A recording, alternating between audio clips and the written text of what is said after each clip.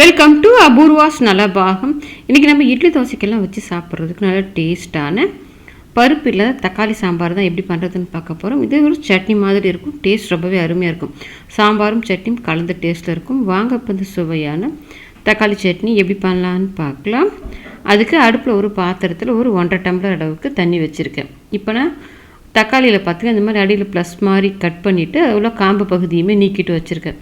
Medium சைஸில் 3 தக்காளி எடுத்திருக்கேன். அதே மாதிரி காம்பு பகுதியை கட் பண்ணிவிட்டு அடியில் ப்ளஸ் மாதிரி கட் பண்ணிவிட்டு தண்ணியில் சேர்த்துட்டு ஒரு 10 நிமிஷம் கொதிக்க விட்டிங்கன்னா அந்த தோலெல்லாம் வழண்டு தக்காளி ஓரளவுக்கு வெந்து வந்துடும். இப்போ பார்த்தீங்கன்னாலே உங்களுக்கு தெரியும் தக்காளியில் இருக்கிற தோல் நல்லா வழண்டு வந்துருச்சு பாருங்கள். இந்த அளவுக்கு வந்தால் போதும். இப்போ அடுப்பை ஆஃப் பண்ணிவிட்டு வெளியில் தக்காளி எடுத்து வச்சுட்டு ஆற வச்சிட்ட பிறகு அந்த மேலே உள்ள தோலை எடுத்துட்டு இந்த மாதிரி எப்படி 2 கட் பண்ணிவிட்டு மிக்ஸி கப்பில் சேர்த்துருக்கேன். தண்ணி சேர்க்க வேண்டாம். அந்த தக்காளியில் இருக்கிற தண்ணியே போதுமானதாக இருக்கும். இப்போ இதை நைஸாக அரைச்சிக்கோங்க. இப்போ தக்காளியை நல்லா அரைச்சி எடுத்துகிட்டு வந்துட்டேன். இப்போ தக்காளி சட்னி பண்ணுறதுக்கு அடுப்பில் ஒரு கல்கத்தா கடாய் போட்டிருக்கேன். இப்போ இந்த கடாய் கூட பார்த்திங்கன்னா நம்மக்கிட்ட இண்டாலியமில் சப்பாத்தி உருட்டுற மனை, மிளகு சீரகம் இடிக்கிற இடி உரல்,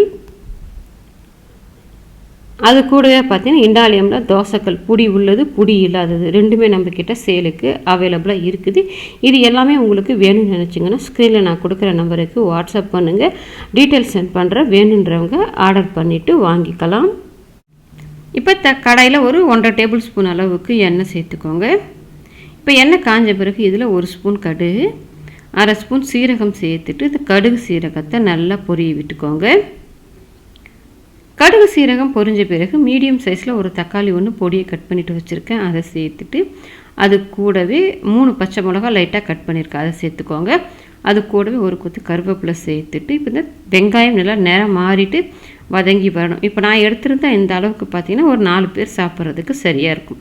இப்போ இந்த வெங்காயம் நல்லா நிறம் மாறி வதங்கி வந்துருச்சு. இப்போ நம்ம அரைச்சிருந்த தக்காளியை சேர்த்துட்டு அது கூடவே ஒரு 1.5 டம்ளர் தண்ணி சேர்த்துருந்து அந்த வீடியோ மிஸ் ஆகிடுச்சு. நீங்கள் ஒரு 1.5 டம்ளர் அளவுக்கு தண்ணி சேர்த்தா சரியாக இருக்கும்.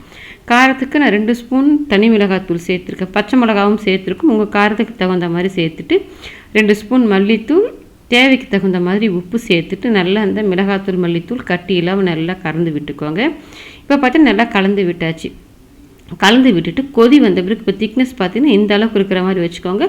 அது கொதிச்சு வந்துச்சுன்னா கரெக்டான அளவில் இருக்கும். இப்போ கொதி வந்த பிறகு ஒரு 10 நிமிஷம் கொதிக்க விடுங்க. அந்த மிளகாத்தூள் மல்லித்தூளோட பச்சை வாசனையெல்லாம் போயிட்டு இப்போ ஓரளவுக்கு பார்த்தீங்கன்னா உங்களுக்கு தெரியும் இது திக்காகிறதுக்கு வேறு எதுவுமே சேர்க்கல. அந்த மிளகாத்தூள் மல்லித்தூள் மட்டும்தான் சேர்த்துருக்கும். இந்த அளவுக்கு திக்னஸ் இருக்குது பாருங்கள். நம்ம இட்லி மேலே போட்டு சாப்பிட்றதுக்கு சரியாக இருக்கும். ஆர்ச்சினா இன்னும் கொஞ்சம் திக்காகும். இப்போ கடைசியாக இதில் கொஞ்சமாக மல்லி இலையை சேர்த்து கலந்து விட்டுட்டு அடுப்பை ஆஃப் பண்ணிக்கோங்க.